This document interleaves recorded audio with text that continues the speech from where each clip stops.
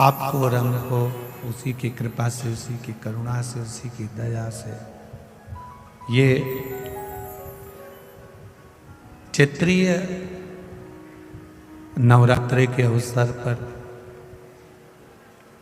5 दिवसीय पंचपुष्प शिव कथा जो मिली है वह आपके और हमारे जीवन को सार्थक बनाने वाली है। कहीं ना कहीं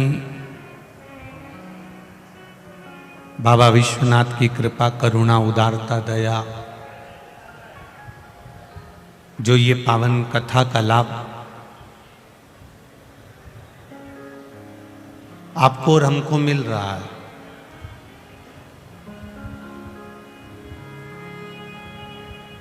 जीवन की एक बड़ी विचित्रता है कि ये मानव की जो देह है, मानव का जो शरीर है, मानव का जो स्वरूप है, एक पानी के बुलबुले की तरह है।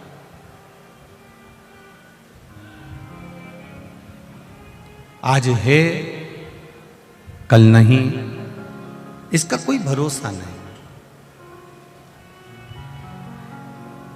पर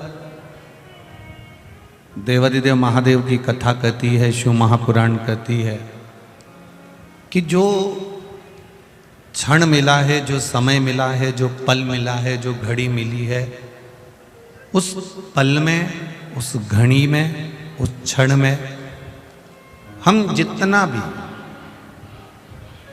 भगवत स्मरण कर सकते हैं, जितना भजन कर सकते हैं, जितना कीर्तन कर सकते हैं, जितना नाम जाप कर सकते हैं, जितना हम प्रभु को याद कर सकते हैं उतना करें। पहले के समय में ये मोबाइल नहीं होते थे, पहले के समय में ये जो भी अगर किसी को सूचना मिलती थी भी तो हम सहज भाषा में कह देते थे कि कोई मुझे याद कर रहा है। अपन कह देते थे कि कोई मुझे याद कर रहा है, अर्थात आपने किसी को याद किया और हिचकी चलने लगी या कोई आपको स्मरण में आया तो आपको एकदम सामने ही आकर वो खड़ा हो जाता है जिसको आपने याद किया। कभी कभी ऐसा होता। उसी तरह शिव महापुराण की कथा कहती है, जब आप मेरे ओघड़दानी, मेरे त्रिकालदर्शी, मेरे कैलाशी, मेरे अविनाशी, मेरे शिव को याद करते हो तो एक ना एक दिन मेरा महादेव भी आपके सामने आकर खड़ा हो ही जाता है। बस उसको पाने का जो तरीका है वो थोड़ा सा अलग है। ना उसको छल प्रिय है, ना उसको दिखावा प्रिय है। पहले कथा में आपको कहा था कि ढोंग की जिंदगी जीने से अच्छा है कि हम ढंग की जिंदगी जी लें। यदि हमने अपने जीवन में, अपने इस संपूर्ण मानव की देह के अंतर्गत भी अगर एक कदम भी हमने अपने जीवन का ढंग का जिया है, हमने अच्छे सतमार्ग के अनुसार जिया है, तो ये निश्चित है कि हम फिर कभी इस मृत्यु लोक में जन्म नहीं लेंगे, हम उस महादेव के चरणों में जाकर रहेंगे। ये निश्चित था, ये निश्चित है। हम उस परमात्मा के चरणारविंद में जाकर फिर निवास कर सकते हैं। लाखों की संख्या में आपका आना, यहां पहुंचना,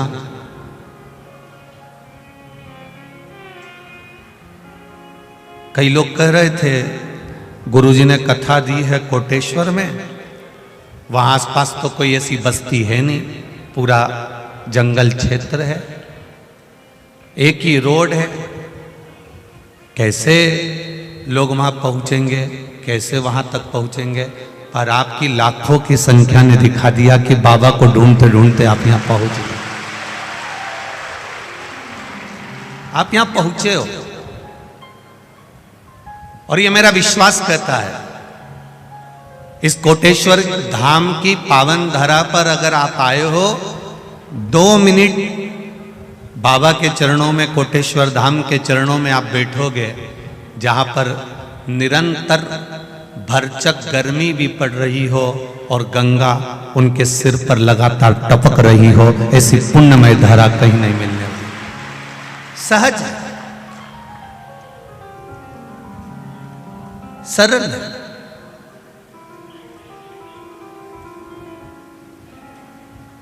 ये शिव महापुराण की कथा केवल कथा नहीं है, ये हमारे तीर्थों का उत्थान करना भी जानती है, हमारे तीर्थों का विकास करना भी जानती है, हमारे तीर्थों पर कहीं ना कहीं किसी ना किसी रूप में हमें पहुंचाना भी जानती है।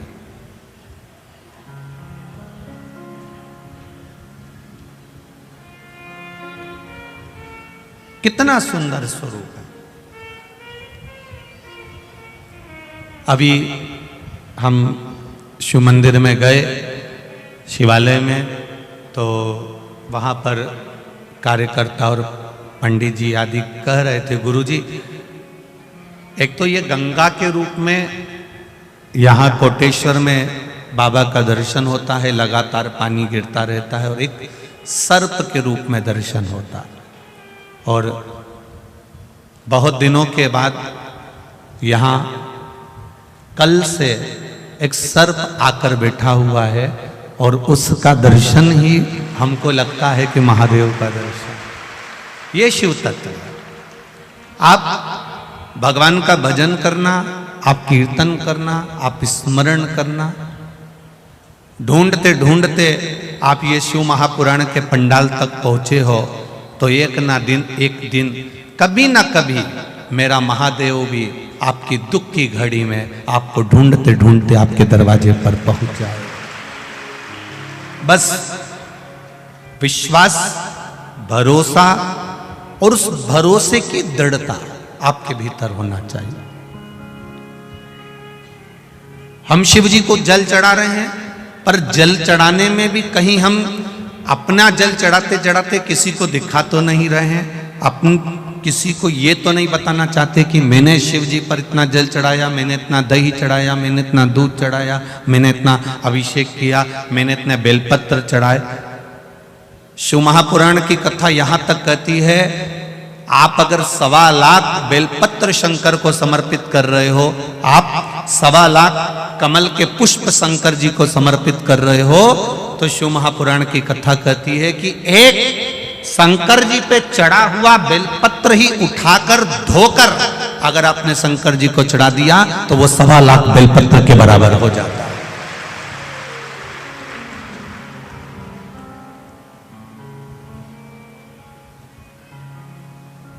तुलसी का दल, गंगा जल, बेलपत्र और कमल का पुष्प, ये 4 चीजें कभी बासी नहीं होती। गंगा का जल अगर आपका 2 साल, 5 साल, 10 साल, 15 साल, 20 साल पुराना भी रखा है तो वो बासी नहीं होता। कमल का पुष्प भगवान शिव को समर्पित करने के बाद 5 दिन तक बासी नहीं होता। बेलपत्री, एक बेलपत्री देवाधिदेव महादेव पर चढ़ी हुई है, उसको धोकर चढ़ाते रहें, वो कभी बासी नहीं होती। और तुलसी का दल कभी बासी नहीं होता, ये बासी है ही नहीं।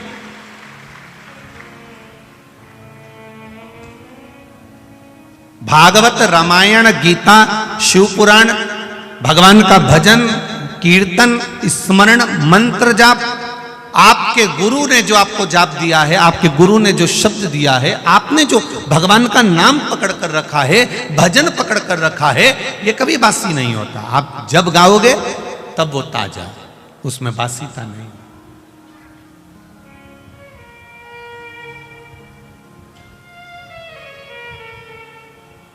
एक अखबार को अगर 5 बार पढ़ लोगे ना, एक अखबार को अगर 10 बार पढ़ लोगे तो बोर हो जाओगे। एक किताब को अगर 5-10 बार पढ़ लिया तो बोर हो जाओगे।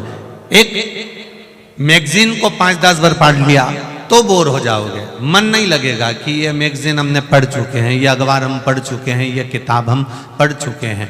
पर एक शिव महापुराण को आप हजारों वर्षों से श्रवण करते करते आ रहे हो, भागवत जी को 5200 वर्ष से सुनते हुए आ रहे हो, रामचरितमानस को जीवन आप लोगों का निकल गया, सुनते सुनते दादा परदादा अपनी जिंदगी निकाल लिए, पर आज तक उसको पढ़ते पढ़ते, आज तक उसको सुनते सुनते ये कभी ऐसा मन में भाव उत्पन्न नहीं हुआ कि अब मेरा सुनने का मन नहीं करता, अब मेरा पढ़ने का मन नहीं करता। इसको जितना सुनो, जितना पढ़ो, जितना धारण करो, ये उतना उभर कर हमारे सामने आता है।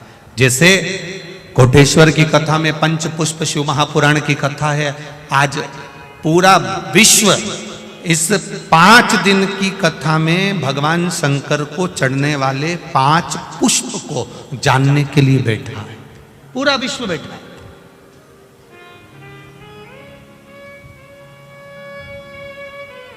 कि वो 5 पुष्प कौन से हैं जो देवादिदेव महादेव को प्रसन्न करने के लिए समर्पित किए जा सकते।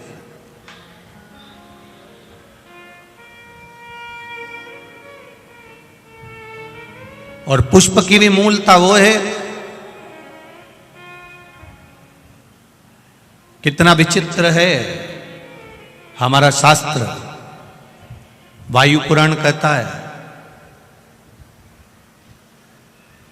जब आपका स्नान नहीं हुआ, आप बगीचे में गए हो, आज्ञा लेकर किसी के वृक्ष से पुष्प ले रहे हो, किसी टाली से पुष्प ले रहे हो, तो उसके मालिक से आपने पूछकर उस पुष्प को आपने तोड़ लिया,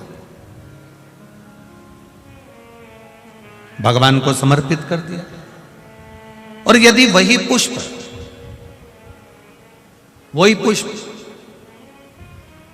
आप बिना पूछे, जिसका बगीचा है, जिसका पौधा है, जिसका पेड़ है, उससे तुमने पूछा ही नहीं, और तुमने तो सोचा हाँ सवेरे सवेरे कौन देख रहा है, फूल तोड़ा लिया और शंकर जी को चढ़ा दिया। तो शिव महापुराण की कथा कहती है ये पुण्यता का कार्य नहीं है, यह पाप कर्म की शुरुआत हो जाती है, इसमें सुख का अनुभव नहीं होता। थोड़ा आप लोगों को भले बुरा लग सकता है कि हम दूसरे के पेड़ से फूल तोड़कर ला रहे हैं, या तो आपको उस पेड़ वाले से हम दूसरे के बगीचे से पुष्प लेकर आ रहे हैं, या तो उस बगीचे वाले से हम दूसरे के यहाँ से पुष्प लेकर आ रहे हैं। उस पुष्प जिसके बगीचे से ला रहे हो, जिसके पौधे से ला रहे हो, जिसके वृक्ष से ला रहे हो, शंकर भगवान को फूल चढ़ाने का भी नहीं है आपके पास में, तो आप एक चावल का दाना चढ़ा दो, पर अपना चढ़ाओ। शंकर जी को अगर फूल चढ़ा रहे हो तो आप पहले सामने वाले से पूछो कि आपके बगीचे से मैं रोज फूल तोड़ सकती हूँ, आपके यहाँ पेड़ से मैं आप पुष्प ले सकती हूँ। अगर वो कह दे हाँ हमारे यहाँ तो लगे ही रहते हैं, तुम्हारा मन करा करे तोड़ लिया करो, तुम्हारा मन करे उतार लिया करो और भगवान को चढ़ा दिया करो। तो वो पुष्प जब आप शिव जी को चढ़ाओगे तो आपको जीवन में एक आनंद की अनुभूति होगी और आपके कार्य सफल होना प्रारंभ हो जाएंगे अपने आप। पर यदि हमने चोरी कर कर चुपचाप से जाकर पुष्प को चुरा लिया, बगीचे से निकाल लिया, और तुमने सोचा मैं भगवान का श्रृंगार करूंगी, मैं भगवान को सजाऊंगी, मैं भगवान का अलौकिक श्रृंगार करूंगी, तो उसमें पुण्यता का भाग नहीं आता महाराज, उसमें सुख का अनुभव नहीं होता है, उसमें आनंद का अनुभव नहीं।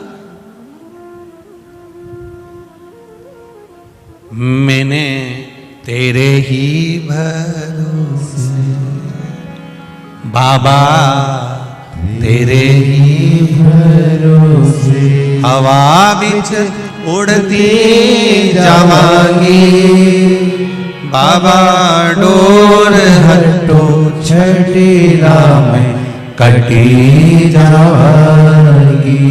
भोले मैं तेरी पतंग, शंभू मैं तेरी पतंग, हवा बिच उड़ती जावांगी, बाबा डोर हथो छठीला में कटी जावांगी। हमने शिव को समर्पित करा, हमने देवादिदेव महादेव को समर्पित करा, और विश्वास रखकर जो दिया गया है, भाव रखकर जो दिया गया है, चोरी कर कर नहीं, छुपा कर नहीं, यहां तक शिव महापुराण की कथा कहती है, एक लोटा जल अगर लेकर शंकर जी के मंदिर में जा रहे हो तो अपने बल पर, अपने दम पर, अपने आनंद में जाओ, अपने विश्वास के साथ जाओ, अपने भरोसे के साथ जाओ। जाते हो आप लोग शिव जी के मंदिर में जल चढ़ाने? कितने लोग जाते हैं? जरा हाथ उठाओ।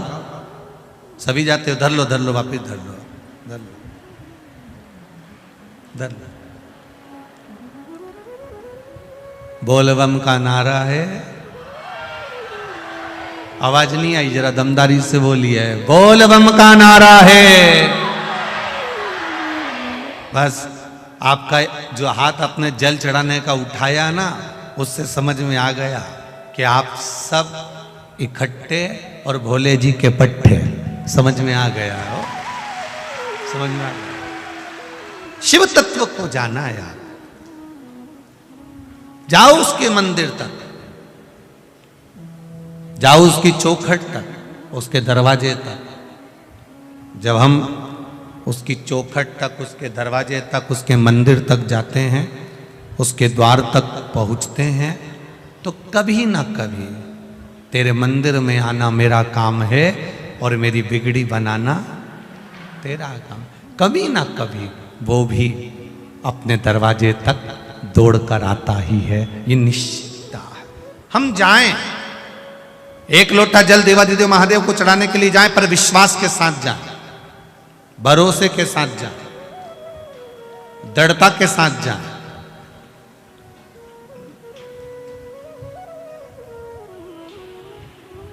शिव महापुराण की कथा कर रही है।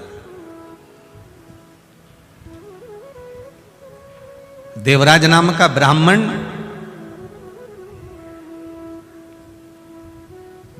कुल में जन्म ले लेता है। पूर्व का कोई अच्छा कर्म होगा, कोई अच्छा कर्म होता है, तब जाकर अच्छे कुल में जन्म होता है।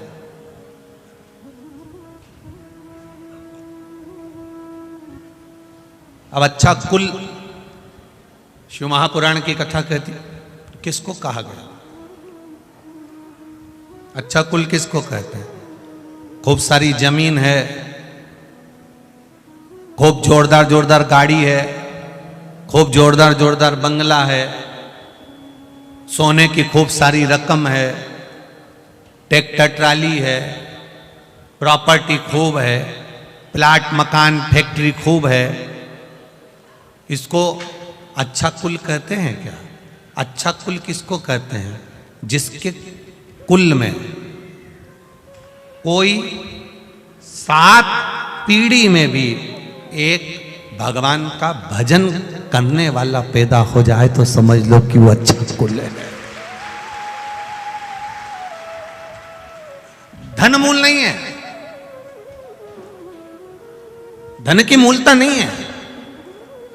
धन तो एक नर्तकी, नृत्य करने वाली, धन तो एक कहीं एक नाचने का स्मरण करने वाली भी कमा लेती है, ढेरों की संपदा इकट्ठी कर लेती है, करोड़पति बन जाती है, धनपति बन जाती है, वैभवपति बन जाती है। पर भले उसने धन कमाया, भले उसने सत्ता कमाई, भले उसने सब कुछ कमाया, पर लोग कहते क्या हैं? अरे वो अच्छी नहीं है, वो नारी ठीक नहीं, कुल की श्रेष्ठता नहीं हो पाती। तुम्हारे यहां गाड़ी रहे, तुम्हारे यहां बंगला रहे, तुम्हारे यहां पर ट्रैक्टर ट्राली रहे, पर तुम्हारे घर में कोई बहू, कोई बेटी, कोई माता, कोई पिता, कोई बेटा, कोई पोता, कोई नाती, कोई पंती, कोई जमाई, कोई बेटी, कोई तुम्हारे 7 पीढ़ी में भी अगर कोई एक भगवान की सेवा में लगा है, मंदिर में लगा है, भजन में लगा है, नहीं मंदिर जाता, फिर भी थोड़ी देर घर में बैठकर राम नाम, कृष्ण नाम, शिव नाम जपता है, नहीं मंदिर जाता, कभी कभी सोमवार के सोमवार मंदिर तक पहुंच जाता है, रोज नहीं जा पाता, कम से कम 5 मिनट शिव की आराधना में लगा है। तुम्हारे घर की कोई बहन बेटी, कोई बहू, कोई पिता, कोई माता, कोई पुत्र, अगर तुम्हारे घर का एक व्यक्ति भी भगवान शिवालय में शंकर भगवान को 1 लोटा जल चढ़ा रहा है, समझ लेना कि तुम्हारा कुल कोई साधारण नहीं, तुम उच्च कुल के आनंद में निवास करने वाले हो। अब गाड़ी है, बंगला है, जमीन है, जायदाद है, ट्रैक्टर है, ट्राली है, सब कुछ है, सुख सारा है, पर ये मन परमात्मा तक नहीं जा पा रहा, तो फिर वो सुख किस काम का? ये तो एक पीढ़ी का सुख है, आज भोगोगे, मरे, फिर 84 लाख योनियों में पड़े, फिर पड़े।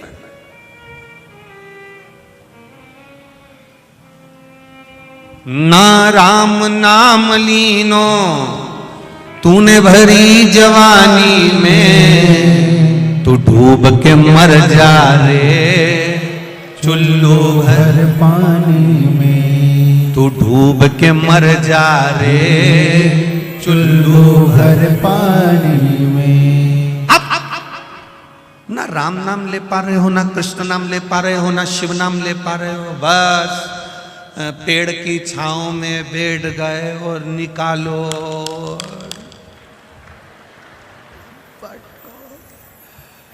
बस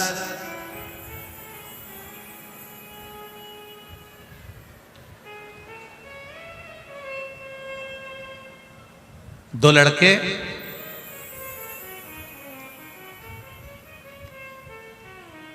कल की कथा में स्मरण, दो लड़के कल हम लोग वहाँ सबके राम वाले कार्यक्रम में इंदौर गए थे, तो उसमें कुछ लोग कह रहे थे हमारा भी मन करता है इतना बड़ा आयोजन करें, हमारा भी मन करता है भंडारे करें, हमारा भी मन करता है कि खूब बड़े बड़े भंडारे करें।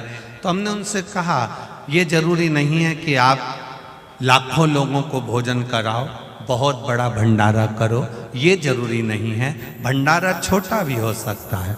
उसने कहा गुरुजी छोटा भंडारा करो तभी भी तो 1-8 लाख रुपए 25-50 हजार रुपए खर्च हो जाते हैं। हमने कहा इतना भी खर्च नहीं होगा। अरे गुरुजी और छोटा भंडारा करो तो 10-20 हजार तो खर्च हो ही जाते हैं। हमने कहा इतना भी नहीं होगा। उसने कहा फिर ऐसा कौन सा भंडारा है? हमने कहा घर में से थोड़ा सा आटा और शक्कर निकाल के लेगा, पीपल के पेड़ के नीचे डाल दिया, चींटियों ने आकर खा लिया, वो भी तो भंडारा है। घर में से थोड़ा सा अन्न निकाल के ले गए, पक्षियों को डाल दिया, वो भी तो भंडारा है।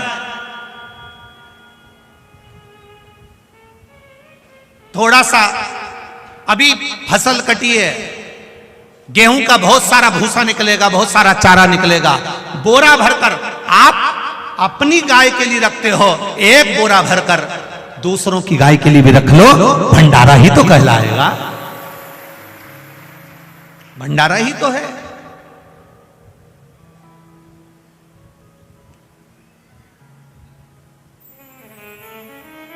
महाराज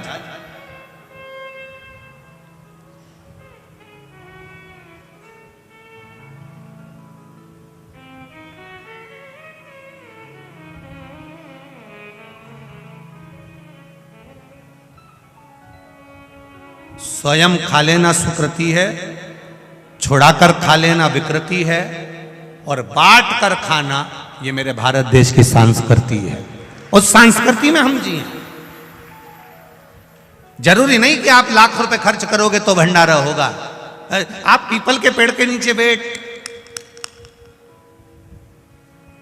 कभी तुमने विचार करा कि इन हाथों ने ये रोज बांटा, आज घर से अपनी बहू से कह दूं कि बेटा थोड़ा आटा से शक्कर मिला दे, रोज ये गांव के लोगों के साथ बैठ के ऐसा ऐसा बांटता हूं, आज अपने हाथों से पीपल के पेड़ के नीचे थोड़ा सा दाना डालूंगा तो मेरी जिंदगी ऊपर जाकर संवर जाएगी। अभी सोचा, बस बैठ गए, जब समय मिला तब बैठ गए। 4 बजे पेड़ के नीचे बैठ गए, 5 बजे पेड़ के नीचे बैठ गए, 6 बजे पेड़ के नीचे बैठ गए। पर बैठो, शिव महापुराण की कथा कहती, अभी ग्रेटर नोएडा की कथा में वर्णन करा था, एक चाय, यहां बाहर जाना चाय पीना 5 रुपए की मिल जाएगी, वही चाय छोटा नागदा जाना किसी होटल में बैठकर पीना 10 रुपए में मिलेगी, वही चाय और आगे जाना बेटमा, और बेटमा में किसी वीआईपी होटल में बैठकर पीना 50 रुपए की मिलेगी, वही चाय इंदौर चले जाना 5 स्टार 7 स्टार होटल में जाकर पीना 150-200 रुपए की मिलेगी। चाय वही है, शक्कर वही है, दूध वही है, पानी वही है, आगी में तपाई भी वही है। चाय यहां 5 की है, आगे गए 10 की हो गई, और वीआईपी में गए 50 की हो गई, और इंदौर पहुंच गए 200 रुपए की हो गई। 7 स्टार में उस चाय को 5 स्टार होटल में जाकर पिए, वो 200 रुपए की हो गई। चाय वही है, बस वो चाय कहां जाकर बैठी है उसकी कीमत देखिए। ठेले पर थी वो चाय 5 रुपए की थी, होटल पर पहुंची उसकी कीमत बढ़ गई, और होटल पर पहुंची उसकी कीमत बढ़ गई। 5 स्टार होटल में चाय पहुंच गई 200 रुपए की हो गई। उसी तरह तुम कहां बैठे हो, तुम्हारी कीमत तुम स्वयं बना सकते हो कि तुम बैठ कहां रहे हो। फालतू लोगों के साथ बैठोगे कीमत घटेगी, सत्संग में जाकर बैठोगे, शिव महापुराण में जाकर बैठोगे, राम कथा में जाकर बैठोगे, रामायण में जाकर बैठोगे, सुंदरकांड में जाकर बैठोगे, कहीं अच्छी जगह में जाकर बैठोगे तो तुम्हारी कीमत परमात्मा जानता है कि तू कोहिनूर हीरा है, वो जान लेता है कि इसकी कीमत क्या है। और बैठ जाओ किसी वो मदिरा पीने वालों के साथ गलत, फिर कीमत है, कहीं का भी आएगा नहीं तो गाली से बात करेगा, गाली से। और यहां तुम बैठ जाओ कहीं का गाली से बात करके बता दे भला, और साहब कैसा हो, और साहब कैसा हो, आओ साहब, बैठो साहब, आराम से बैठो साहब, कितना सम्मान दे। और तुम वो गलत लोगों के साथ बैठो, तुम्हारा कोई सम्मान दे।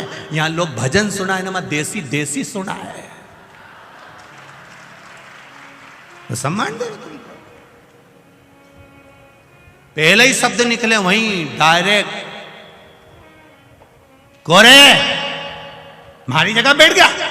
और यहां तुम कहीं पर भी बैठ जाओ, श्री शिवा नमस्तु, यहां जो देगा वो भजन देगा, यहां जो देगा वो नाम देगा, यहां जो देगा वो राम नाम कृष्ण नाम देगा, यहां जो देगा वो भगवान का भजन देगा, और वहां जो देगा वो देसी देसी देगा। अब मन तुम्हारा है कि तुम अपने आप को किस जगह पर ले जाकर बैठाना चाहते हो। कितने दिन की कथा है, बोलो बोलो जम के बोलो जीजी, और जीजा उन भी बोलो कितने दिन की है रे, 5 दिन की कथा है। अब 5 कर्मेंद्री 5 ज्ञानेंद्री, इनको संवारने के लिए यह पंच पुष्प शिव महापुराण की कथा है। कोई कितई के आजकल तो तू हमारे पास आके बैठ ही नहीं रिया, उससे कह देना अब आजकल मैं 5 स्टार होटल में बैठ रहा हूँ, अब मैं थारे साथ नहीं बैठी रही, अब मैं तो 5 स्टार में बैठ रहा हूँ, अब मेरे को बस वहां बैठो। क्यों बैठे?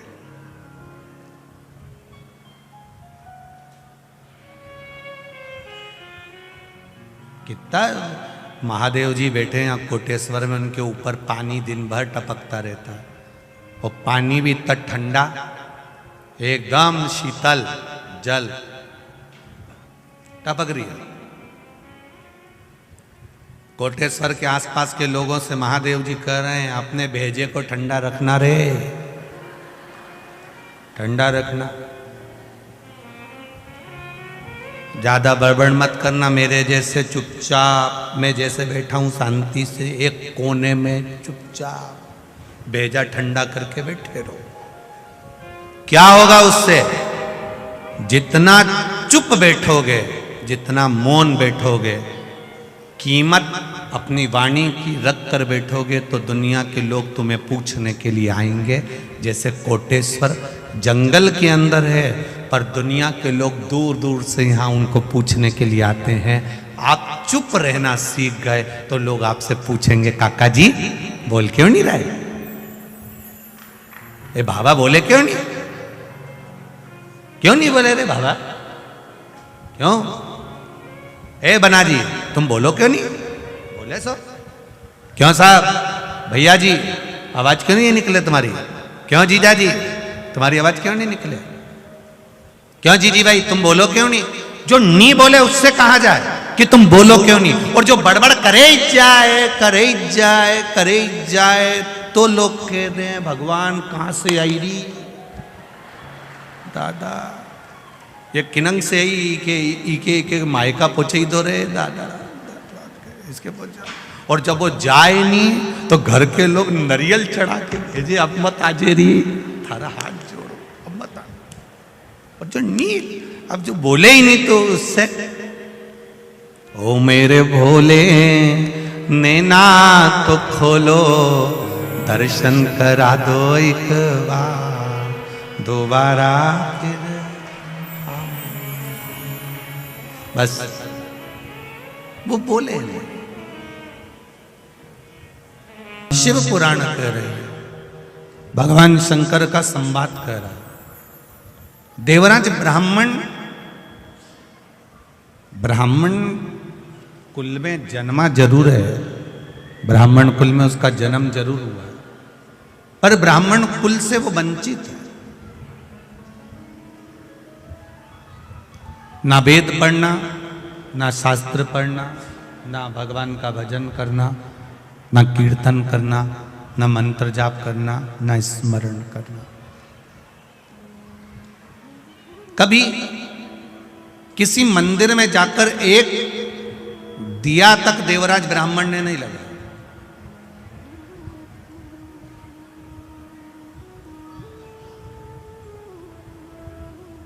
फिर भी चोरी का धन लेकर आ रहा था, चोरी का सामान लेकर आ रहा था, और वो चोरी के धन को ले जाकर मंदिर में लेकर छुपाकर बैठ गया, जहां एक ब्राह्मण देव शिव महापुराण की कथा का वाचन कर रहे हैं। एक ब्राह्मण जहां शंकर भगवान की कथा का वाचन कर रहा है, वहां बैठ गए।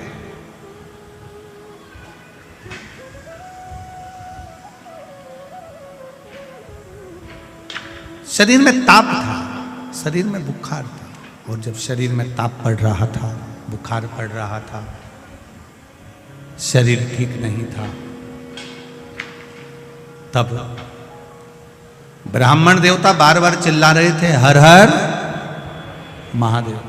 इसको बड़ा क्रोध आ रहा था, इसको बड़ा क्रोध आ रहा था, और उस क्रोध के कारण ये वहां से निकलकर एक बेलपत्री के वृक्ष के नीचे जाकर बैठ गया।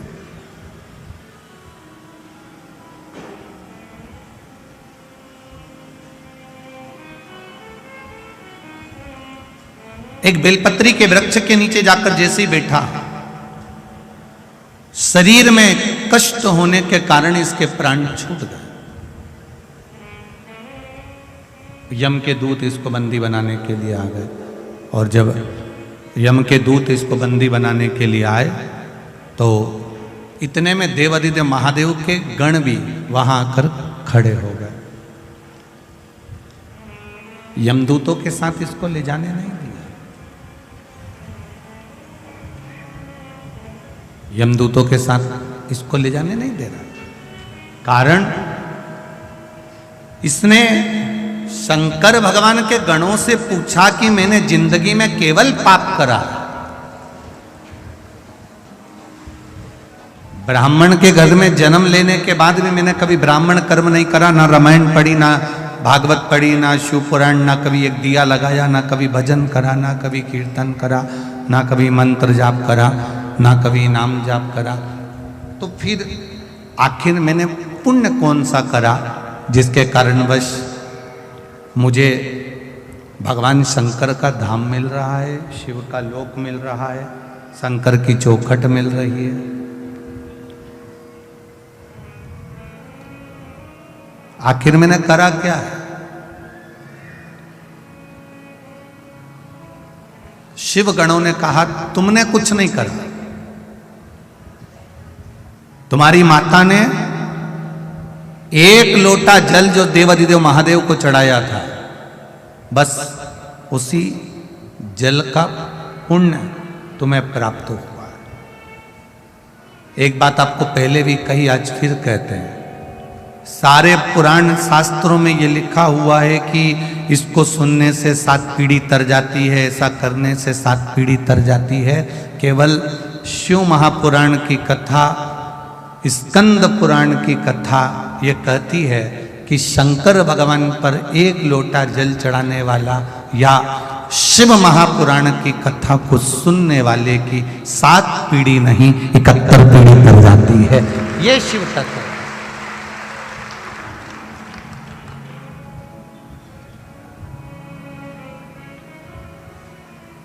और कितना एक कथा सुनने के लिए बहुत घनी आबादी में आप लोग बैठकर कथा नहीं सुन रहे हो। कथा सुनने के लिए आप देखा जाए तो जो शंकर जी का मंदिर एकांत में है कोटेश्वर, एकदम अलग जंगल में आनंद के साथ मेरे महादेव विराजमान है। ऐसे देवाधिदेव महादेव की एकांत में आपको पहले भी कथा में कहा, जहां बाबा आराम से बैठे हों और वहां ये शिव महापुराण की कथा सुनने को मिल रही है, तो अपने दिल की बात भी कहकर जाना, वो दिल से दे भी देगा। दिल से कहो।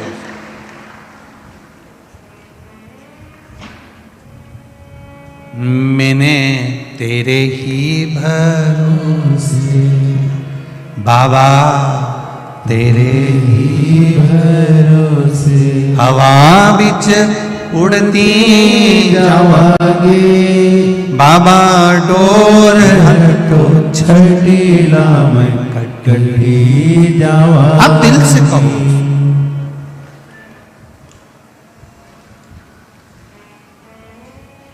देवराज भगवान का भजन कर कर आनंद पाकर शिव धाम को चले गए।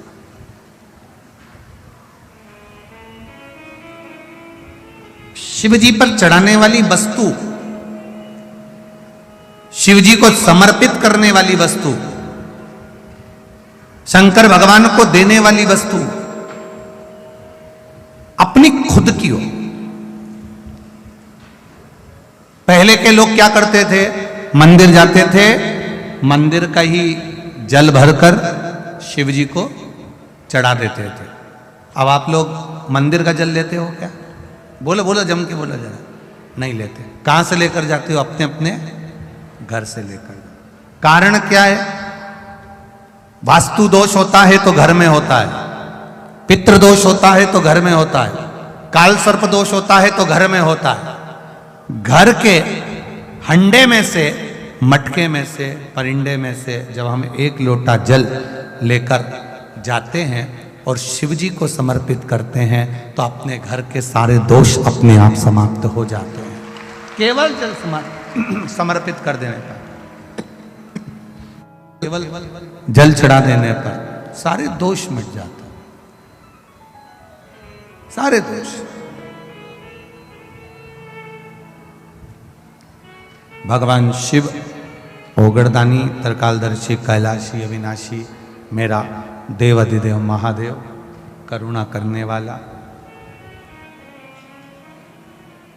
अपना खुद का एक बहुत सुंदर संवाद शिव महापुराण के अंतर्गत आता है, पुष्पदंत की कथा। गंधर्व था, इंद्रलोक में इंद्र की सभा में बैठकर गायन करता था, कविता पाठ करता था, भजन करता था, कीर्तन करता था, स्मरण करता था, गायन में लगा रहता था।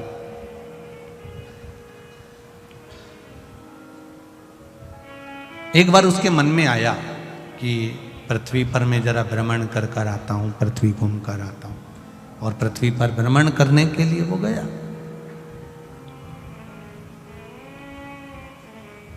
फूल, पंच पुष्प, शिव महापुराण की कथा है। फूल चढ़ाने से पहले फूल चढ़ाने का तरीका आना चाहिए। फूल चढ़ाने से पहले कौन से पुष्प आप देने जा रहे हो, वो फूल कहाँ से लेकर आए हो, उसका तरीका आना चाहिए। भले आपके पास में पुष्प नहीं है, आपने मंदिर कई पुष्प चढ़ाया, तो उसका भी तरीका आना चाहिए।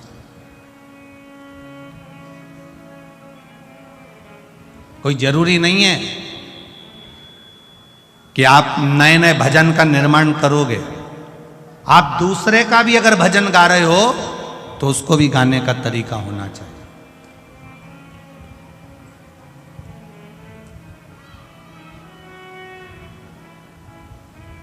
पुष्पदंत गंधर्व है, और गंधर्व के साथ में उसको वर प्राप्त है कि ये दिखेगा नहीं,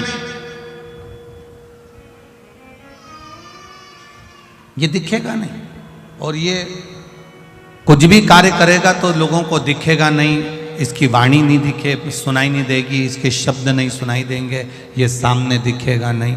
ये पुष्पदंत गंधर्व की कथा है। पुष्पदंत गंधर्व पृथ्वी पर भ्रमण करने के लिए आया, और जब पृथ्वी पर भ्रमण करने के लिए पुष्पदंत गंधर्व आता है, पुष्पदंत गंधर्व जब पृथ्वी पर भ्रमण कर रहा होता है, भ्रमण करते करते इसकी एक आदत थी भगवान शिव की भक्ति करना, भगवान शंकर का भजन करना, भगवान शंकर का स्मरण करना, शिव जी की आराधना करना, शिवलिंग की पूजन करना। अब पुष्पदंत गंधर्व ने विचार करा कि मैं पृथ्वी पर आ गया हूं, क्यों ना यहां शंकर के शिवलिंग का निर्माण करूं और उसका पूजन करूं। एक पार्थिव शिवलिंग का निर्माण पुष्पदंत गंधर्व करने लगा।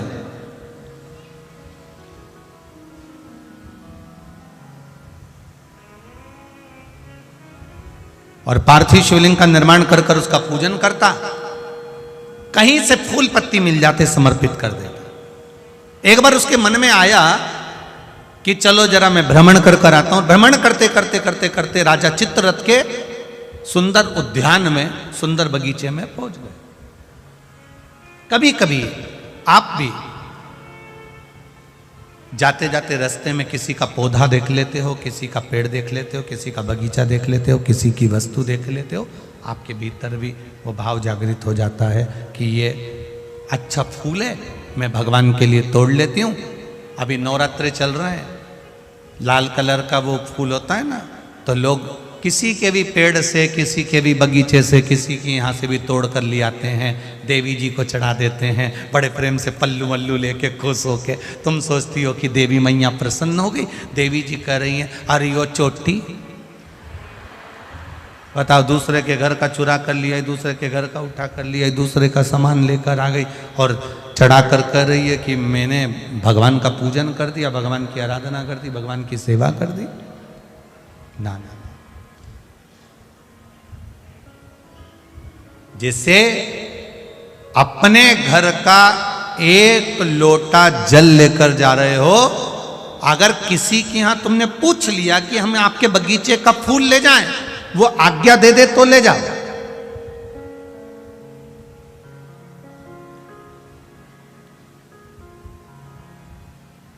वो आज्ञा दे, लेकर जाओ।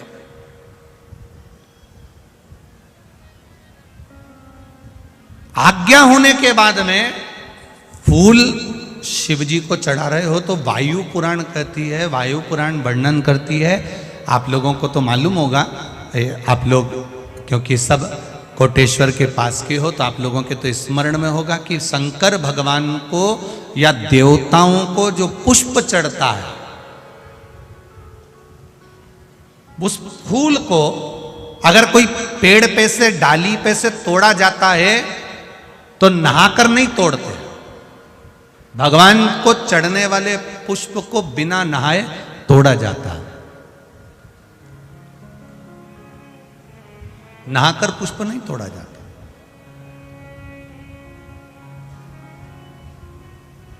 कितने लोग हैं जो बगीचे से फूल तोड़ते होंगे तो नहा के तोड़ लेते होंगे, और कितने लोग हैं जो बगीचे से पुष्प तोड़ते हैं तो सुबह सुबह उठे, मंजन आदि करा, हाथ पैर धोया, बगीचे में गए, डाली पे से फूल तोड़े और भगवान को समर्पित करे। वायु पुराण, वायु पुराण का शब्द कह रहा है भगवान को समर्पित होने वाले पुष्प जब आप तोड़ते हैं, लेकर आते हैं, और पुष्प का एक नियम है, पुष्प धोया भी नहीं जाता। पुष्प को पानी में धोते नहीं, जैसा डाली से मिला है बस उसको लिया, रख दिया। जब आप पूजन करने के लिए बैठे और पूजन के समय पर उस पुष्प को तुमने उठाकर भगवान को समर्पित किया, भगवान को चढ़ाया।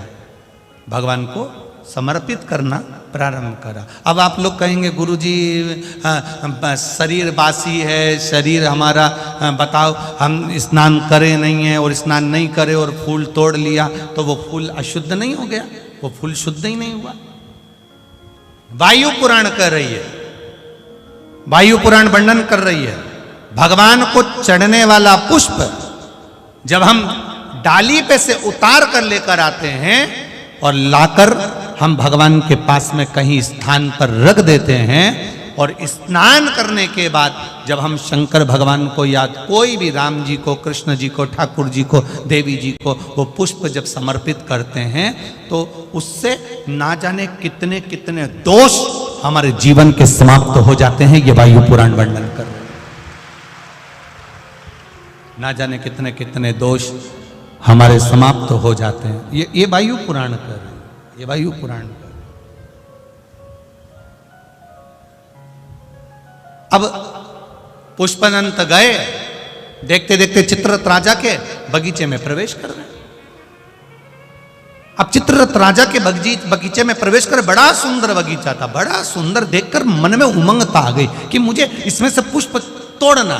राजा चित्ररथ के बगीचे में प्रवेश कर गए, बिना पूछे, बिना जाने, बिना बात करे, बस बगीचे में गए और फूल तोड़कर, पत्तियां तोड़कर लेकर आ गए और लाकर उन्होंने भगवान शंकर को समर्पित करना प्रारंभ किया।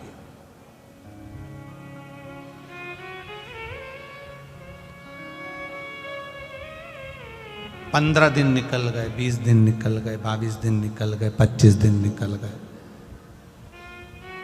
एक बार राजा चित्ररथ भगवान का पूजन करने के लिए बैठे और भगवान का पूजन करते करते राजा चित्ररथ ने कहा चलो बगीचे से फूल लेकर आओ, जाओ जरा। अब माली गए, जो सेवक थे वो बगीचे पहुंचे और बगीचे से पुष्प लेकर आने लगे। बगीचे से जब पुष्प लेकर आए तो बगीचे में जाकर क्या देखते हैं कि वहां तो एक भी पुष्प नहीं है, सारे पुष्प टूट चुके, कोई ले जा चुका। कोई बात नहीं, टूट कर नीचे गिर गए होंगे। दूसरा दिन हुआ, तीसरा दिन हुआ, चौथा दिन हुआ, पांचवा दिन हुआ।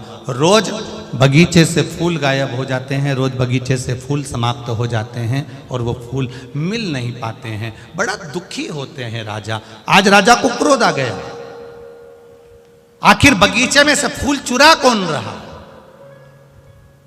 पता नहीं, हमने बहुत ढूंढा पर मिल नहीं रहा, बहुत प्रयास करा पर मिलता नहीं।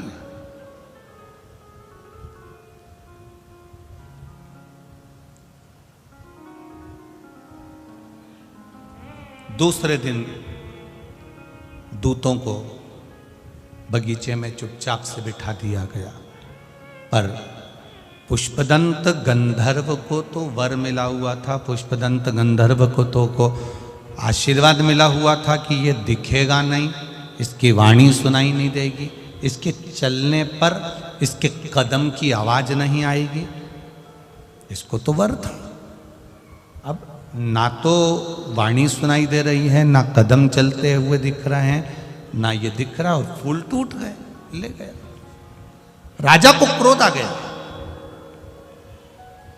चित्ररथ राजा ने विचार करा कि मेरे यहां से रोज फूल जा रहे हैं, पकड़ाई में नहीं आ रहा, तो अब करूं क्या? राजा चित्ररथ भी शिव जी की उपासना करता था, भगवान शंकर का भजन करता था, शिव जी की आराधना में डूबा रहता था। आज उसने विचार करा शंकर जी पे से चढ़ा हुआ निर्माल्य बेलपत्र उठाया जाए और शिव जी पे से चढ़ा हुआ निर्माल्य उठाकर, बेलपत्र उठाकर बगीचे के आसपास में डाल दिया जाए।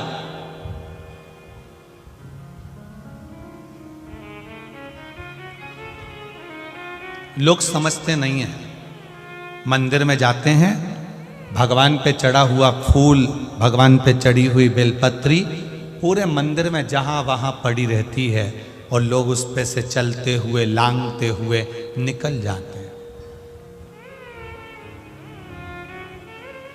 पंच पुष्प शिव महापुराण की 2 बातें अपनी जिंदगी में उतार कर रखना। यदि कोई बड़ा रोग अपने जीवन में नहीं चाहते हो, इस मुख को जिंदगी भर शुद्ध चाहते हो, और इस मुख में कभी कोई बड़ी बीमारी नहीं चाहते हो तो दो बातें अपनी जिंदगी में उतार कर रखना। एक, भगवान के पड़े हुए निर्माल्य पर कभी लांगा ना जा। दूसरा, अपने मुख में पान खाकर, गुटखा खाकर या कोई वस्तु खाकर जो मंदिर के लिए रास्ता जा रहा हो, भगवान की कथा के लिए रास्ता जा रहा हो, भगवान के द्वार पर रास्ता जा रहा हो, वहां अपने मुख से थूका ना जाए। जितने लोग पार कर कर जाते हैं उतना दोष आपको लग जाता है और आपका जीवन नष्ट हो जाता है।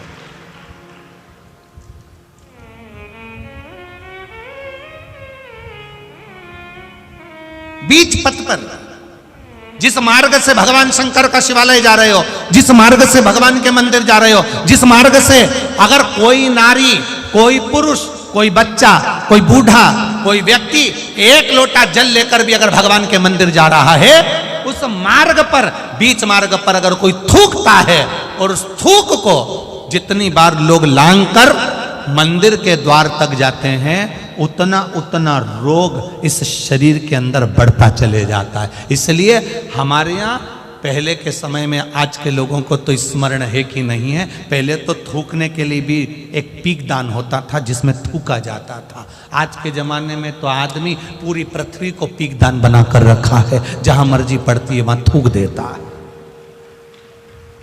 ये श्रेष्ठता नहीं है हमारे। ये वसुंधरा, ये पृथ्वी, ये वसुंधरा, ये भूमि माता, ये पृथ्वी माता, जिसकी गोद में हम पाल पोस कर बड़े हुए हैं, जिसका दिया हुआ अन्न हम पा रहे हैं, जिसके आनंदमय आशीर्वाद से हम अपनी जिंदगी जी रहे हैं, इस पृथ्वी को भी नमन करना चाहिए। नमन, प्रणाम करना चाहिए। हम हमेशा कहते आए हैं, आज फिर कहते हैं, जिसकी बंजर भूमि पड़ी हो, जिसमें अनाज भी नहीं होता हो, बहुत मेहनत कर ली है, उस भूमि में कुछ नहीं होता, लोगों ने कह दिया इस भूमि में कुछ नहीं होता, ये जमीन बेकार है, ये जमीन बेकार है, ये जमीन बेकार है। आपसे निवेदन करना चाहेंगे, किसी मंदिर का निर्माल्य जो शिव जी पर चढ़ा हो, इकट्ठा हो गया हो, उस मंदिर के निर्माल्य को एकाग्रित कर लो, डलिया में भर लो और पूरे भूमि पर उस निर्माल्य का खाद बनाकर उस पूरी जमीन पर आप उस निर्माल्य के खाद को थोड़ी थोड़ी दूर पर इतना इतना खड्डा खोद कर बाबा के उस निर्माल्य को डालना प्रारंभ करिए। क्यों? क्योंकि उससे भूमि की उपज देवाधिदेव महादेव की कृपा से अपने आप बढ़ना प्रारंभ हो जाएगी। उसको रखो, डालो, सभी जगह पर नहीं, कुछ स्थान चिन्हित कर लो कि हाँ ये बमोल का पेड़ है, इसके नीचे मैंने रख दिया, ये पीपल का पेड़ है, इसके नीचे मैंने रख दिया। उस निर्माल्य का एक बाबा से निवेदन कर कर, बाबा बस आपको लेकर जा रहा हूं, ये समझो कि आप मेरी भूमि को उपजाऊ आप बना सकते हो, मेरे जीवन को धन्य आप बना सकते हो। उससे दो फायदे होंगे। क्या? एक, निर्माल्य जो इकट्ठा होता है, लोग उसको ले जाकर नदी में डाल देते हैं, नदी में डाल देने से नदी दूषित हो जाती है, नदी में प्रदूषण हो जाता है। तो वो निर्माल्य जब आप जमीन में ले जाकर गाड़ोगे, डालोगे, तो नदी भी शुद्ध होगी और भूमि में भी उसकी खाद बनकर उस भूमि पर भी उसका शुद्धता का भाव जागृत होगा। अब करो उससे, आप कहो,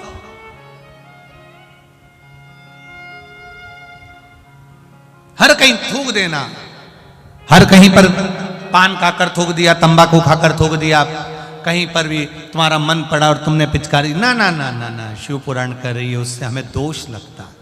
उस दोष का वर्णन कई लोग कहते हैं ये तो कुछ खाता ही नहीं था, ये तो बहुत अच्छा व्यक्ति था, इसको ऐसी बीमारी हो गई, इसको ऐसा रोग हो गया। कहां से हो गया? कारण क्या है? ये रोग आया कहां से? हो सकता है इसकी आदत में था, घर से निकलता था, कहीं देवालय शिवालय पढ़ता था, ध्यान नहीं दे पाता था, थूक दिया, उस पे से निकल कर लोग जाते रहे, मंदिर पहुंचते रहे, उसका दोष जिंदगी में आ जाता है। वो दोष है। पहले के समय में गांव के लोग तो आज भी जानते होंगे कि पहले पीक दान चलता था। आप लोगों के स्मरण में होगा, कभी कभी आप लोगों ने देखा भी होगा। छोटा सा रहता था, उसमें लोग थूक देते थे, उसमें लोग कुल्ला कर देते थे। पर यहाँ वहाँ लोग नहीं थूकते थे, पर चला, अब लोगों ने वो चालू करा। दो चीजें स्मरण में रहे,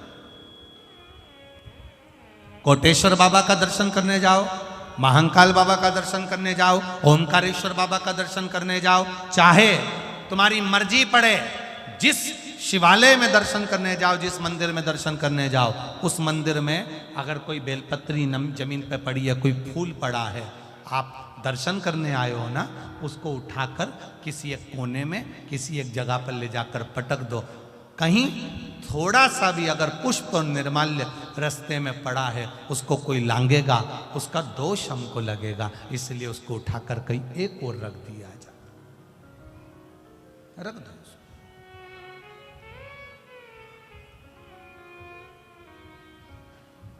हम तो यहां तक कहते हैं, किसी मंदिर में पुजारी जी बैठे हैं, पंडित जी बैठे हैं, कोई आया दर्शन करने के लिए, आप भगवान की बेलपत्र, भगवान का पुष्प उसी को दो जो आपसे मांग रहा। कई बार विद्वज्जन उस फूल को, उस बेलपत्री को उठाकर उसको दे देते हैं जो उसका मोल नहीं समझता, और बाद में उसको ले जाकर कहीं पटक देता है। उसमें उसकी प्रधानता नहीं होती है, उसकी प्रधानता नहीं। ये शिव महापुराण की कथा अगर आज कोटेश्वर में हो रही है, आदरणीय ठाकुर साहब श्री शरद सिंह सिसोदिया जी अगर इसको करा रहे हैं, तो उनका मूल उद्देश्य क्या है? इस शिव कथा में वही पहुंचता है जिसको शंकर भगवान पकड़कर खींचकर बुला लेते हैं। मूलता है कि इस कथा के माध्यम से जन जन का कल्याण हो, संपूर्ण विश्व का उद्धार हो, संपूर्ण जगत का कल्याण।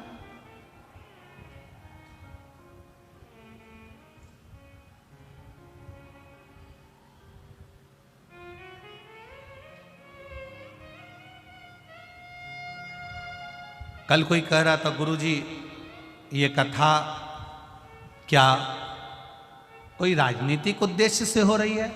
हमने उनसे कहा, राजनीतिक उद्देश्य से होती अगर ये शिव पुराण की कथा तो कोटेश्वर जैसे जंगल में नहीं होती, कहीं के शहर में होती, जिससे और आनंद की अनुभूति। ये बाबा कोटेश्वर के चरणों में हो रही है, ये भाव है। हम तो ठाकुर साहब शरद सिंह जी सिसोदिया जी को और उनके परिवार को धन्यवाद देना चाहेंगे जो शिव पुराण को आप कोटेश्वर तक लेकर आए हो।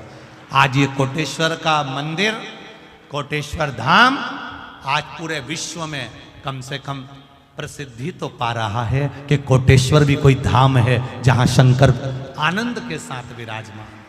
आज प्रेरणा तो मिली है लोगों।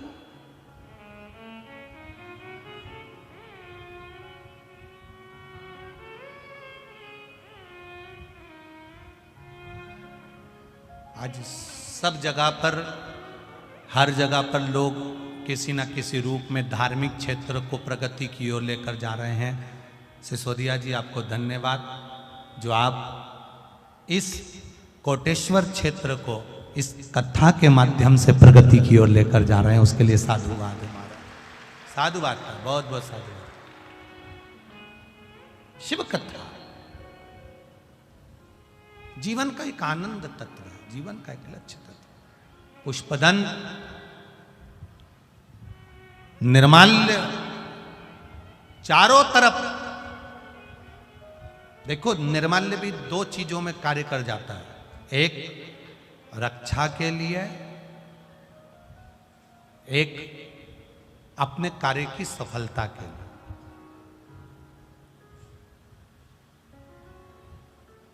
कोई बड़ी बीमारी होने पर शंकर जी पे चढ़ी हुई बेलपत्र जब हम उठाकर लाते हैं, उसको खाते हैं, वो औषधि का कार्य कर जाती है। करती कि नहीं करती? पत्र आया है, देखिए,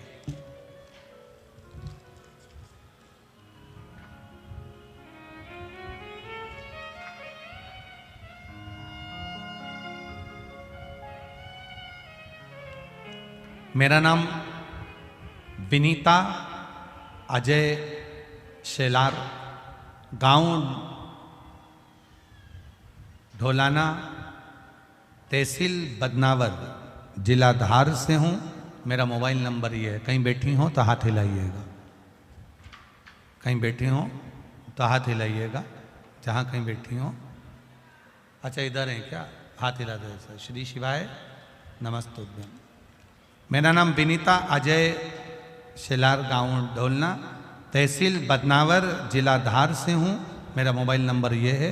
गुरुदेव, एक लोटे जल का मैं क्या वर्णन करूं। मेरी एक बेटी है जो मुझे ऑपरेशन से हुई थी, उसके बाद में संतान का सुख रुका। घर के लोग कहने लगे कि इसको तो कभी संतान होगी नहीं, पुत्र होगा नहीं। लोग ताने पर ताना देते रहे। गुरुदेव, मैंने भी आपकी कथा 2020 में टीवी पर सुनी और विश्वास जागा कि बाबा से अपने दिल की बात टीवी के सामने बैठकर कहती हूं। सियोर वाला महाराज कहते हैं कि आप जहां बैठकर कथा सुन रहे हो वहीं बैठकर बाबा से प्रार्थना करो। श्री शिवाय नमस्तुभ्यम जब बोला जाता था, मैं भी बाबा से कहती थी मुझे भी संतान का सुख देना, एक पुत्र दे देना। सारे लोग ताना देते हैं, ऐसी कृपा कर देना। गुरुदेव, बाबा की कृपा से मेरा गर्भ ठहरा, पर गर्भ तो ठहरा, साथ में कोरोना महामारी आ गई। कोरोना महामारी में मैं बीमार पड़ गई, कोरोना हो गया। उससे बाबा ने मुझे गर्भ में बच्चा है और मुझे बचा लिया। बचाते बचाते जब 8 महीने का गर्भ आ गया तब डेंगू हो गया। डेंगू हुआ। डेंगू होने पर मुझे बरनागर ले गए, रतलाम ले गए, पर बाबा की कृपा से बड़ी मुश्किल से बची। गुरुदेव, बाबा ने कृपा करी। सबने, डॉक्टरों ने हाथ ऊंचे कर दिए कि इसको डेंगू है शरीर में और बच्चा गर्भ में है, ये बच्चा ठीक नहीं होगा, इसका जापा ठीक नहीं होगा, इसकी डिलीवरी ठीक नहीं होगी। छोड़ दिया। रतलाम ले गए। रतलाम के हॉस्पिटल में भी डॉक्टरों ने मना करा कि डेंगू के चलते हुए बच्चे का जन्म कैसे कराएं, और साथ में इसको बीमारी भी बहुत, क्या करा जाए। पर बाबा के भरोसे एक बेलपत्री शंकर पर चढ़ी हुई साथ ली, हाथ में लेकर हॉस्पिटल में लेकर गए। 6 दिसंबर 2021 को बाबा की कृपा से मैंने जो मांगा था, मेरे यहाँ पुत्र रत्न की प्राप्ति हो गई। बाबा को धन्यवाद देते हैं। और शिव तत्व की प्राप्ति है। बैठिए बहन। श्री शिवाय नमस्तु। ये शिव है। ओ घड़ी एक पत्र और है, बड़ा भाव से आनंद से लिखा।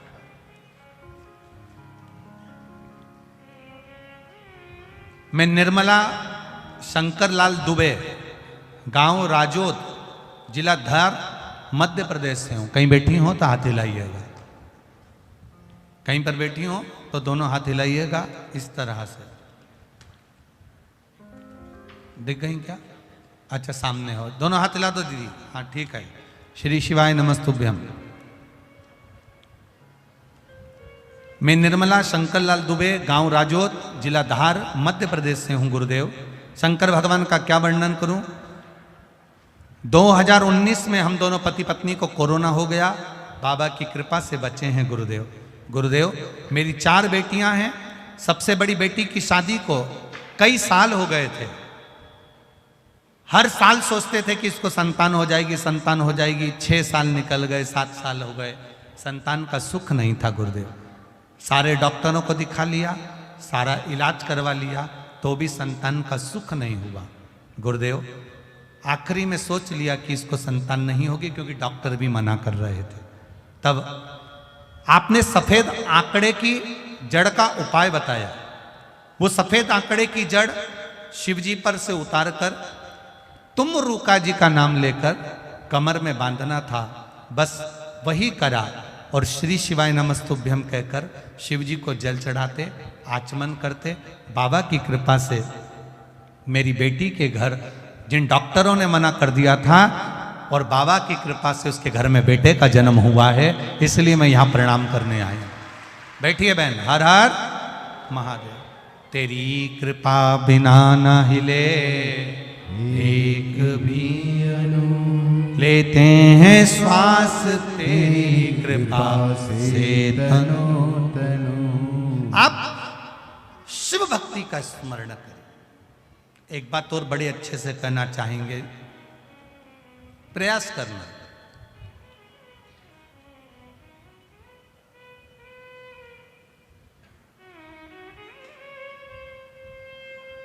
जिस कुएं में, जिस बावड़ी में, जिस बोर में,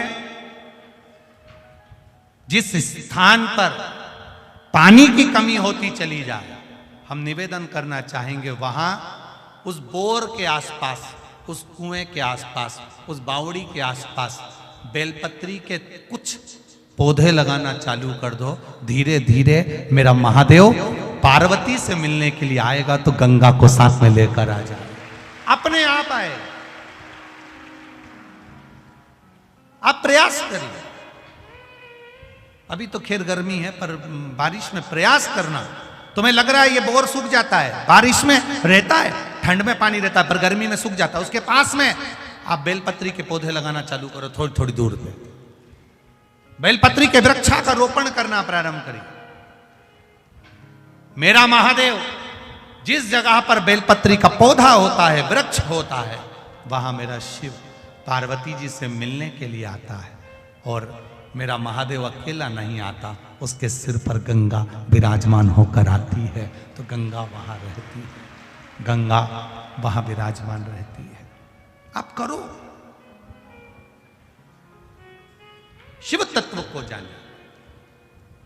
पुष्पदंत पकड़ाई में नहीं आ रहा था, तब उसी समय पर चित्ररथ ने शिवजी पे चढ़ी हुई बेलपत्र को छाट कर निकलवाया और चारों तरफ बगीचे के जो द्वार थे, उन द्वारों के सामने देहली पर वो बेलपत्र रख दी।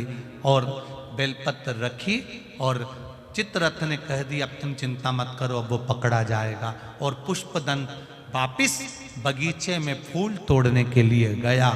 जाते ही बेलपत्री पर उसका पांव रखाया, किसी को आवाज नहीं आई, पुष्पदंत दिखाई नहीं दिया। और अंदर जब प्रवेश कर गया, प्रवेश करते ही बस देवाधिदेव महादेव कैलाश पर विराजमान थे और उनको क्रोध आ गया,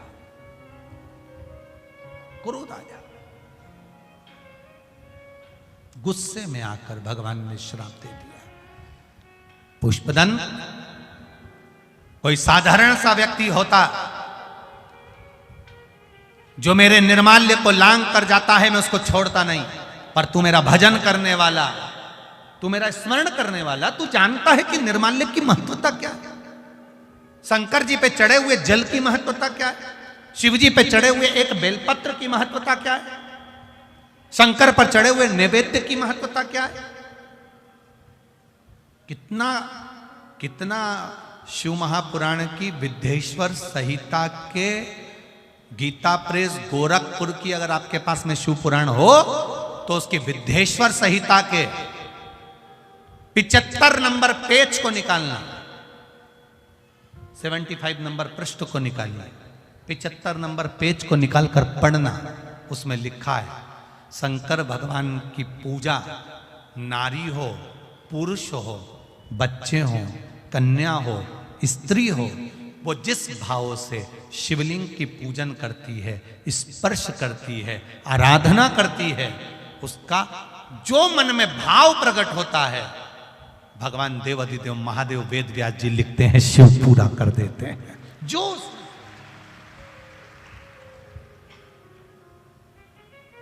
शंकर भगवान पर चढ़ा हुआ जल, शिव जी पर समर्पित किया हुआ जल जो आचमन कर लेता है, शरीर में कितने भी रोग हो रहे हो, वो रोग धीरे धीरे समाप्ति की ओर जाना प्रारंभ कर देते हैं। समाप्ति।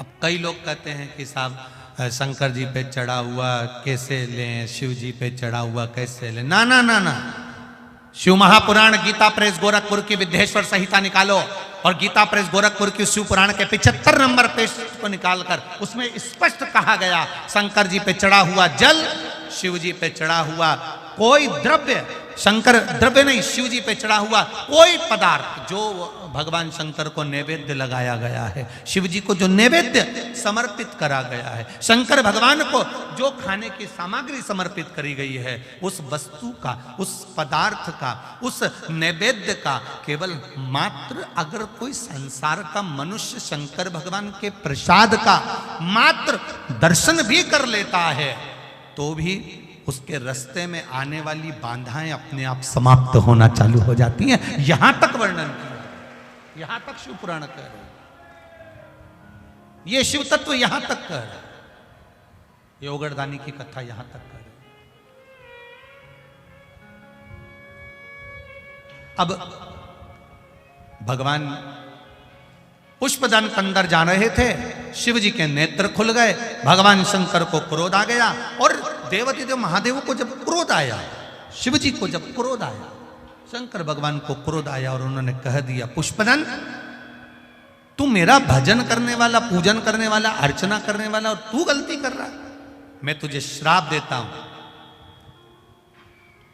छुपने की कला, दिखने की कला जो तेरी थी इसको मैं समाप्त करता हूं और बस इतनी देर में तो चित्ररथ को पुष्पदंत दिख गए, पकड़ लिया, ले जाकर सभा में खड़ा कर दिया। चित्ररथ ने पुष्पदंत से पूछा, तुम कौन हो? मैं गंधर्व हूं, इंद्रलोक में रहता हूं, आपके बगीचे में फूल अच्छे दिखे थे, पुष्प अच्छे नजर आ रहे थे, इसलिए मैंने तोड़ दिया। पुष्प अच्छे थे, मैंने तोड़े, भगवान की पूजन में ले गया। शंकर भगवान प्रकट होकर कहते हैं, रे पुष्पदंत तू मेरी पूजन कर रहा है और चोरी की वस्तु से कर रहा है, ऐसी पूजन मुझे नहीं चाहिए, ऐसी पूजन नहीं चाहिए। आप देवाधिदेव महादेव की जब पूजन करने बैठो तो झोली पसार कर बाबा से कहा करो, बाबा इतना देना कि मुझे किसी के आगे हाथ फैलाने की जरूरत नहीं पड़े, तेरे दरवाजे से झोली भरा जाए और मेरा सब कार्य आपकी कृपा से हो जाए, बस इतनी कृपा कर दे। नहीं थे,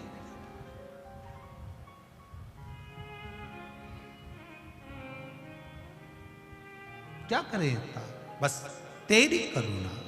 अरे लुटा दिया भंडार काशी, आता है आप लोगों को? एक लाइन आप गाओ जरा, चालू हो जाओ। अरे लुटा दिया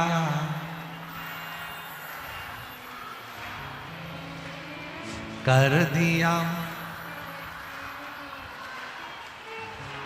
बहुत बढ़िया, बहुत बढ़िया।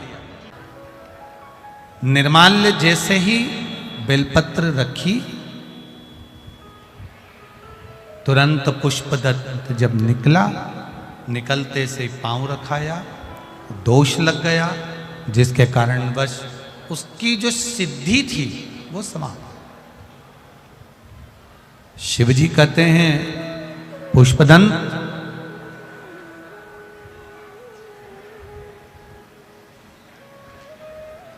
अपना खुद का जल, अपना खुद का पुष्प या किसी आज्ञा से लिया गया कोई पदार्थ शिव को समर्पित करता है, उसका फल जीव को जरूर मिले। एक पत्र आया है, देखिए।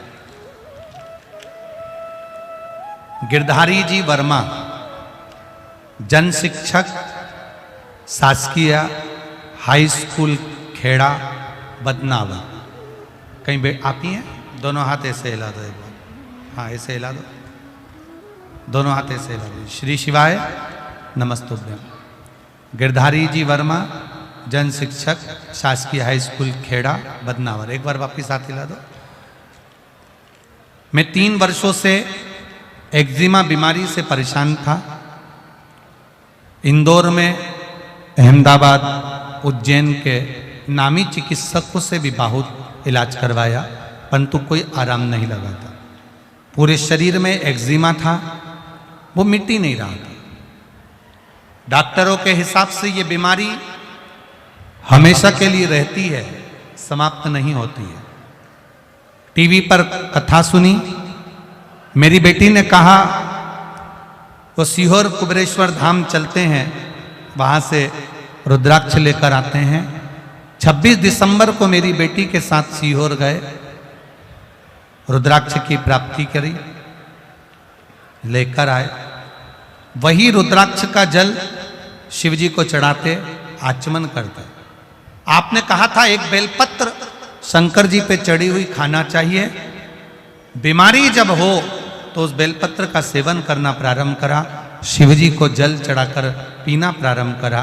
गुरुदेव, हम जिस जगह पर हैं उस जगह पर हम विश्वास नहीं कर पाते हैं, पर हमने जैसे ही जल पीना प्रारंभ करा, 15 से 20 दिन पूर्ण हुए और आज मेरा पूरा शरीर एक्जिमा की बीमारी से ठीक हो चुका है। अब ठीक है, आप आराम है पूरा, हाथ वाथ सब क्लीन हो गए, साफ है पूरे हाथ और पांव भी ठीक। हर हर महादेव। बैठिए। श्री शिवाय नमस्ते। शिव तत्व की प्राप्ति आपके भीतर। पंच पुष्प में से एक पुष्प पारिजात का फूल, जिसको हार श्रृंगार का फूल भी कहते हैं, जिसको शिडली का फूल भी कहते हैं। पारिजात, हार श्रृंगार। मैं निवेदन करूंगा आस्था चैनल से कि पारिजात का जो पुष्प है उसका दर्शन भी आप सभी श्रोता भाई बहनों को टीवी के माध्यम से कराते जाए। जितने लोग टीवी पर कथा सुन रहे हैं, जितने लोग फेसबुक यूट्यूब पर कथा सुन रहे हैं, वो भी इस पारिजात के फूल का दर्शन अवश्य करें। और एलईडियाँ लगी हुई हैं, उन पर भी आप आराम से पारिजात के फूल का दर्शन कर सकते हैं। पारिजात का पुष्प, हार श्रृंगार का फूल, ऊपर से सफेद, नीचे जो उसकी डंडी होती है वो थोड़ी नारंगी होती है, संतरे के कलर की होती है, नारंगी कलर। महाराज,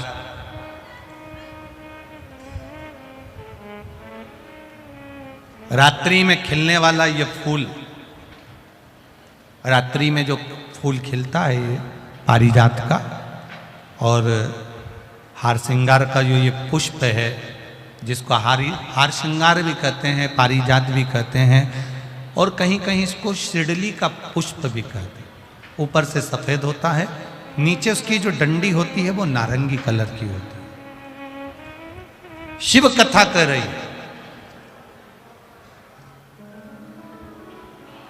शिव महापुराण का चरित्र कर रहा है। जिस समय पर संतान की प्राप्ति नहीं होती या किसी कारणवश, किसी कारण से हमारे यहां वंश की वृद्धि नहीं होती, तब देवाधिदेव महादेव की आराधना पारिजात के फूल से करी जाती है। अब उस पुष्प को चढ़ाने का एक तरीका है, जरा ध्यान दीजिएगा। पंच पुष्प शिव महापुराण की कथा आप लोग सुनने के लिए बैठे हो, बड़ी आस लगा कर बैठे हो, उसको समझिएगा। पारिजात का जो फूल शिव जी को चढ़ता है, भगवान देवाधिदेव महादेव को चढ़ता है, जैसे ये शिवलिंग है, मान लो ये शंकर भगवान का शिवलिंग है, ये जलाधारी है, ये जल नीचे गिरने का स्थान। आप लोगों ने पहले कथा सुनी है ना सबने, आपको सबको मालूम होगा। राइट में गणेश जी का स्थान, लेफ्ट में कार्तिकेय का स्थान, बीच में अशोक सुंदरी की जगह, जहां पर ये शिवलिंग रखा है वो माता पार्वती जी का हस्त कमल, शिवलिंग के रूप में, शंकर भगवान के रूप में ये शिवलिंग है। ऊपर से जो एक एक बूंद जलाधारी नीचे गिरती है वो शंकर भगवान की 5 लड़कियां, जया, विषहरा, शामली बारी, दौतली और देव, ये शंकर जी की 5 बेटियां। वंश वृद्धि के लिए, कार्य सिद्धि के लिए, वैभव प्राप्ति के लिए या अपने हृदय की सुख समृद्धि के लिए, संतान प्राप्ति के लिए पारिजात हार श्रृंगार के फूल की शिव जी को आराधना होती है। हार श्रृंगार का जो पुष्प होता है, अशोक सुंदरी वाली जगह पर हम पारिजात के पुष्प को समर्पित करते हैं। उसकी डंडी का जो मुख है वो शिवलिंग की ओर होता है जब अपन अशोक सुंदरी पर चढ़ाते हैं, और फूल का मुख इधर होता है। वापिस उसी पारिजात के पुष्प को उठाकर हम माता पार्वती जी के हस्त कमल पर, जो गोल हस्त कमल है, वहां समर्पित करते हैं। उस जगह पर माता पार्वती जी की ओर से जो पुष्प समर्पित किया जाता है उसकी डंडी पारिजात की हमारी ओर होती है, पुष्प का मुख महादेव की ओर होता है। तीसरी जगह जब हम पारिजात के पुष्प को अशोक सुंदरी पे से उठाकर जगत जननी के हस्त कमल पर रखते हैं, हस्त कमल पे से उठाकर देवादिदेव महादेव के शिवलिंग पर रखते हैं, उस समय पर पारिजात के पुष्प की डंडी शिवलिंग के ऊपर होती है और फूल का मुख अपनी ओर होता है। इस जगह पर पारिजात के पुष्प की डंडी के केसर से ही महादेव को त्रिपुंड लगाया जाता है और महादेव से प्रार्थना करी जाती है। अब पारिजात के फूल का केसर कैसे बनाना है वो भी एक बार आप लोग अच्छे से समझे। जैसे मान लो अभी पारिजात का तो फूल यहाँ पर नहीं है, पर आप टीवी पर दर्शन कर रहे होंगे।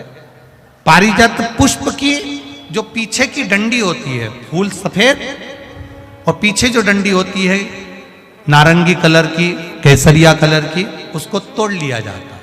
तोड़कर ऐसी 25-50 फूल की पीछे की डंडी को तोड़कर उसको रख दिया जाता है। उसको धूप में नहीं सुखाते, केवल घर में उसको एक कटोरी में या थाली में रख दो, वो धीरे धीरे सूख जाएगा। सूखने के बाद उसको पीस लो, पीसकर उसका चंदन तैयार हो जाएगा पारिजात फूल की उस डंडी का। और जिस समय वंश के लिए, सिद्धि के लिए, कार्य सिद्धि के लिए या वैभव प्राप्ति के लिए हम पारिजात का पुष्प देवादिदेव महादेव को समर्पित करते हैं, उस समय इसी को पानी में घोलकर देवादिदेव महादेव को जब आप लगाएंगे तो जैसे केसर घुलती है, केसर का जैसे कलर होता है, केसर जैसी सुगंध करती है, वैसे की वैसे ही ये पारिजात की जो डंडी आप लोगों ने सुखाई है, वही डंडी का जो चंदन बनाया है, शिव जी को लेपन करा है, उस समय पर अपने हृदय की बात आपने जो देवादिदेव महादेव को कही है, बस वही सुगंध हमारे जीवन में आना प्रारंभ हो जाती है। वो पारिजात हार श्रृंगार। अब जरा ध्यान दीजिएगा, हार श्रृंगार के पुष्प, पारिजात का जो पुष्प है, सोमवार की अष्टमी पड़ने पर यदि हम देवादिदेव महादेव की पारिजात के फूल से आराधना करते हैं, स्मरण करते हैं, तो उसका फल भी हमें अधिक प्राप्त होता है। पारिजात का पुष्प, हम तो यहाँ तक कहेंगे अगर आपके यहाँ हार श्रृंगार का पेड़ लगा हो, पारिजात का पुष्प यदि आपके यहाँ होता हो, रात को खिलता है, सवेरे मिलता है, ऐसा पारिजात का अगर वृक्ष आपके यहाँ लगा हो तो प्रयास करना। 12 महीने शिवरात्रि आती है, बोलो आती कि नहीं आती? आती है ना 12 महीने। 12 महीने शिवरात्रि आती है। कैलेंडर पर एक गोला बनाकर रख देना कि हमको ये शिवरात्रि आई है, हर महीने की शिवरात्रि तुम्हारे ध्यान में रहेगी।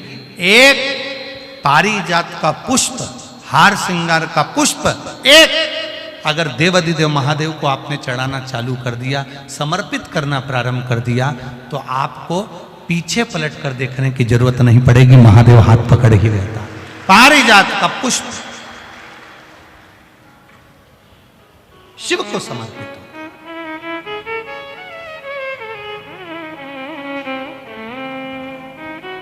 सफेद कलर का पुष्प है, आप टीवी पर दर्शन कर रहे होंगे। केसरिया कलर की, नारंगी कलर की उसकी डंडी है, भगवान शिव को समर्पित। हम देवादिदेव महादेव को जल समर्पित करते हैं।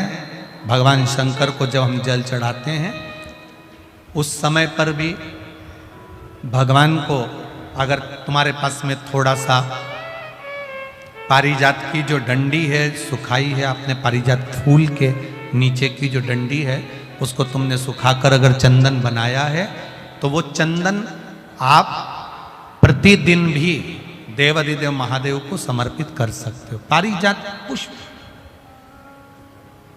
एक बात और हमारे स्मरण में रहे,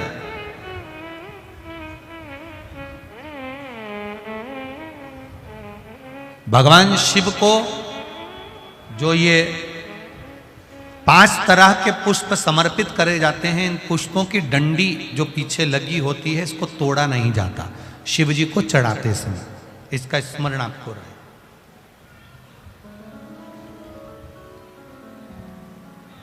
तीन शिवालय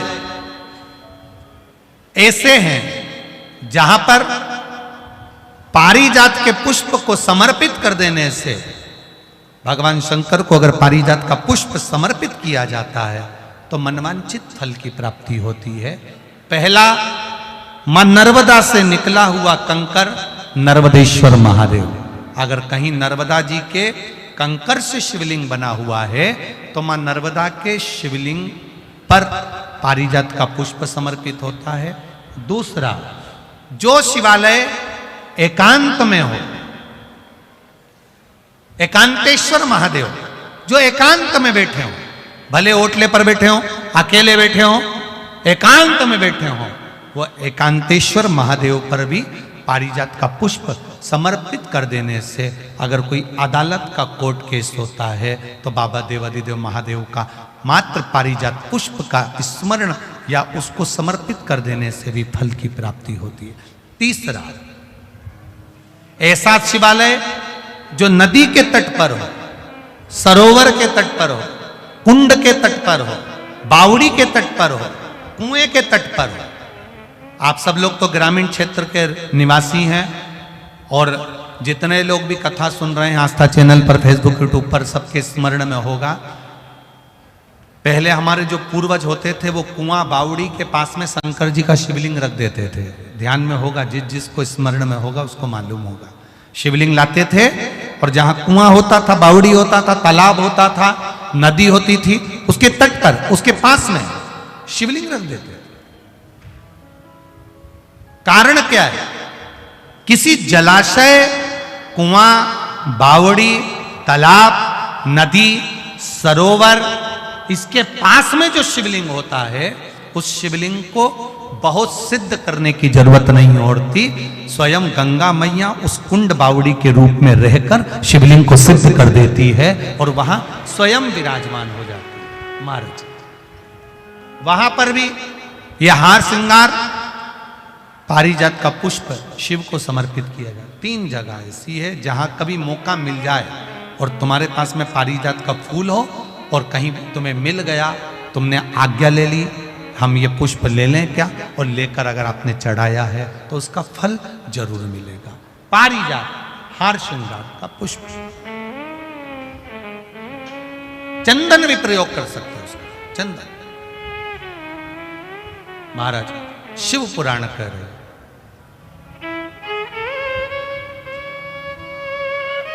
चंचुला देवी ने अपने पति बिंदुक के लिए शिव महापुराण की कथा तुमरुका जी से करवाई है। और तुमरुका जी चंचुला देवी को जो कथा कहते हैं, देवादिदेव महादेव ईश्वर जी गोरा जी बनकर, गणा और गोर बनकर, गणगोर बनकर मेरे देवादिदेव महादेव माता पार्वती जी के साथ में शिव महापुराण के यजमान बनते हैं। 16 दिन भगवान शंकर को श्रृंगार में लगते हैं। 16 दिन माता पार्वती को श्रृंगार में लगते हैं। शिव जी को जो 16 दिन लगे वो 16 संस्कार हुए, और माता पार्वती को जो 16 दिन लगे वो 16 श्रृंगार हुए। ये 16 दिन की गणगौर आज भी हमारे यहाँ पृथ्वी पर होती है। ईश्वर जी गोरा जी बनते हैं, गणा गौर बनते हैं। देवाधिदेव महादेव का ये पर्व आपके जीवन को खुशमय बनाए, आनंदमय बनाए। ईश्वर जी गोरा जी पधारे हैं। मैं जजमान परिवार से निवेदन करूंगा, आदरणीय ठाकुर श्री शरद सिंह सिसोदिया जी सपरिवार पधार कर ईश्वर जी गोरा जी का पूजन करेंगे और सूचनाएं आशीष जी प्रदान करेंगे। हर हर महा